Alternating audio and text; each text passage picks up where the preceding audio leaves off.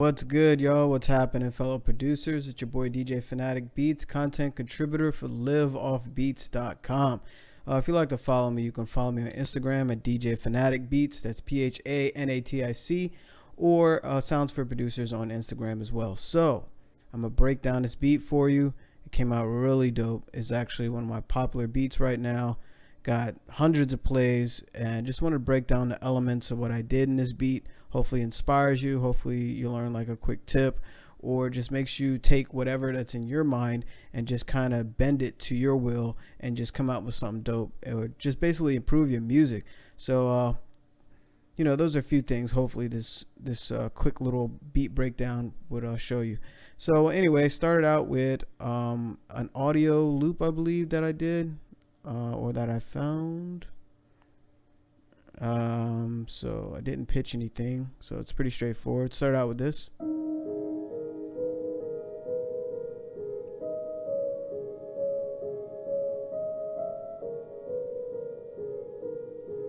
I thought it was kind of cool. It was a nice creepy piano, and what I did do, looks like it's straightforward throughout the beat.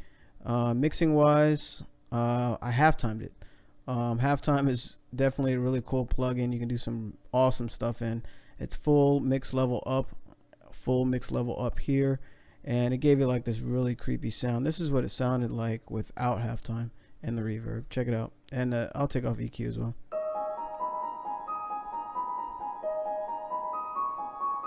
See, totally different. So I took that, added EQ. This is what I did with EQ. Just cut the lows to get rid of some of those rumbles in the bottom end, and turned on halftime. I use 1 bar and all the mix level all the way up, so that made a drastic change. Check it out.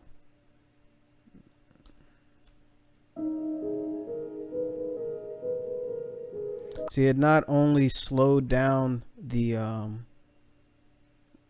tempo of the loop, it also lowered it several octaves but kept the same key. So it's pretty cool that you can mess around with halftime and come up with some creative stuff. And I added some reverb to give it like this scariness. Dry level is pretty high, wet level is a little below medium. The decay is not very much. Stereo separation is all the way wide. I should have turned the bass down, but it just gave it a slight eeriness. Here it is. Without, with, without, with. See, now when you do stuff like that, reverb can really just take it to a whole nother level. And you notice I created that sound, that one little piano loop sounds almost totally different. So experiment with parameters and different plugins, and you never know what you can come up with for processing. So next thing I added was this really dope, it's like a sample, I believe. I use an arcade, but then I did some craziness to it. So check it out. Right here.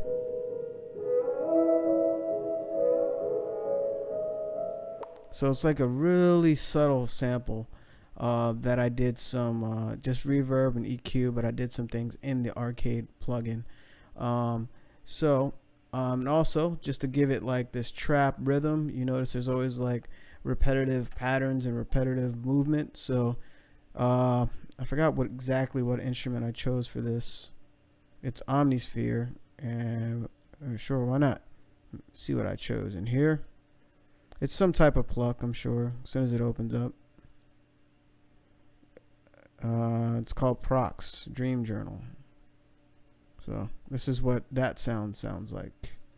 Let's play it by itself.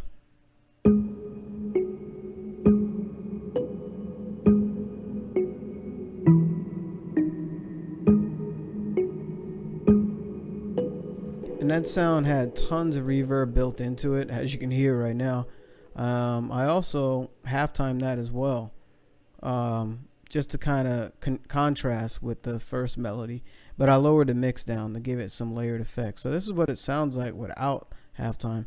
And sometimes you can halftime everything and then just experiment with the parameters in there, like this little dial here. It goes from smooth to effects and all that, and definitely mess with the mix level, because you can get different results there, and the timing.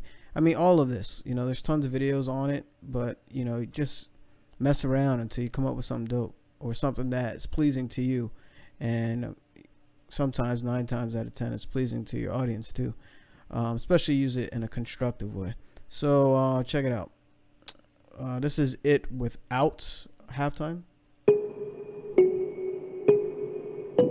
There's just too much reverb. I should take that off. Notice I panned it left just to blend a little better in the mix. And this is with halftime. It almost sounds like someone's playing a lower note every 2 bars. So it just kind of made the melody a little more deeper. So the next thing I added to this beat,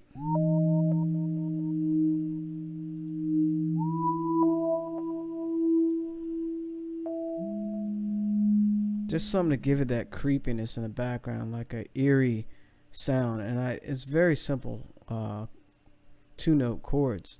So I just wanted something in the background to kind of blend with everything. So far, this is what it sounds like. This is what it sounds like when doves cry. Anyway, this is what it sounds like.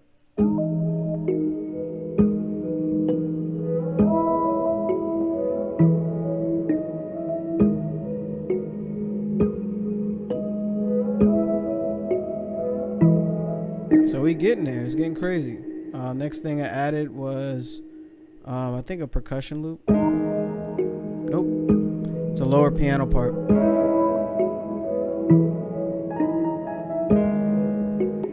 So that lower piano part with like some movement in it kind of gives it a little extra oomph to it and creativity.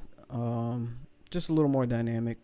And also this next thing I added, I think we get straight into the drums, so we'll check it out.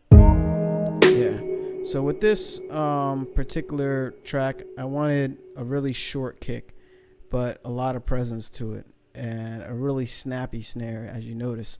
So you want your drums to kind of work with whatever vision you're trying to paint with the type of beat that you're making.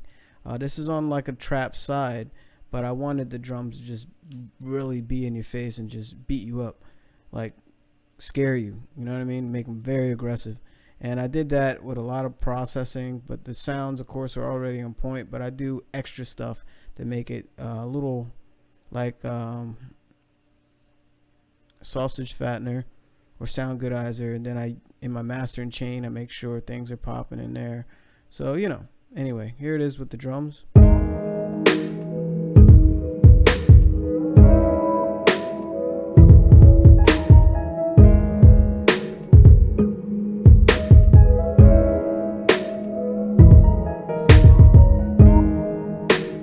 Notice I change it every 4 bars. The rhythm's a little different. They make the beat sound a little more interesting. And it's not a typical trap rhythm, you know. That rhythm just kind of popped in my head, and I like to do things differently. I don't like to just make straightforward trap rhythms. I want to kind of play around with it a little bit and just kind of manipulate it and wake people up to different stuff, instead of just doing what everyone else is doing. So that's my thing, you know. Of course, you're a dope producer. I know you are. That's why you're watching the video. That's why you're on LiveOffBeats right now. So you're a dope producer, and you have that sauce that makes it your own as well. So, you know, feel free to test little things like that. So next was a pretty straightforward hi-hat. I don't think it's a straightforward one. It just had a lot of movement.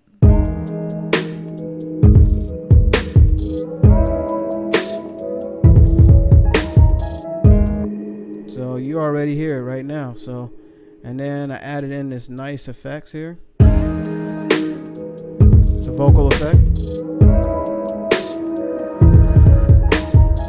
Now what I did with that, I used a vocal effect, and then I made it unique and reversed it. So I have the same effect playing backwards. So you can get really crazy with anything, with audio, and just experiment and see what comes up. How it comes out. Like this right here, I didn't even mean to do that. I was just messing around. I was like, yo, that sounds crazy. So anyway, here it is with I think it's a small percussion element. Yeah, it's like a chant. It goes this sound? No, it's not that one. This one. So it's like a quick little chant.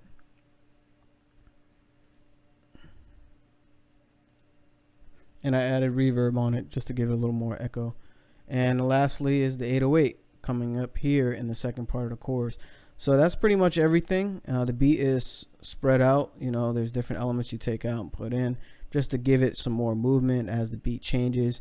And before choruses, you usually, you know, make a little break or have some type of transition to help the artist or help the listener kind of structure the song a little better. So I'm gonna play it from here and probably into the chorus a little bit so you get the vibe, and hopefully you enjoy it.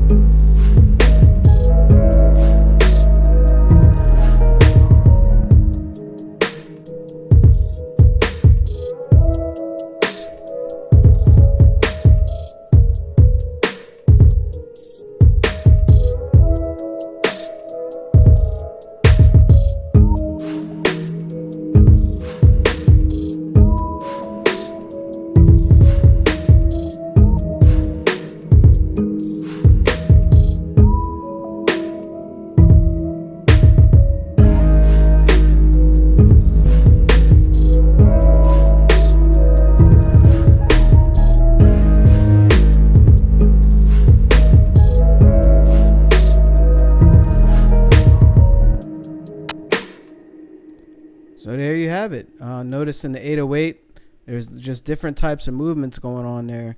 It follows the kick on some parts, but then it comes off the kick pattern and then does different things octave-wise. You know, play around with octaves, and especially half steps, which are like from G to G sharp, or like F to E. Notice it has this scary feeling about it.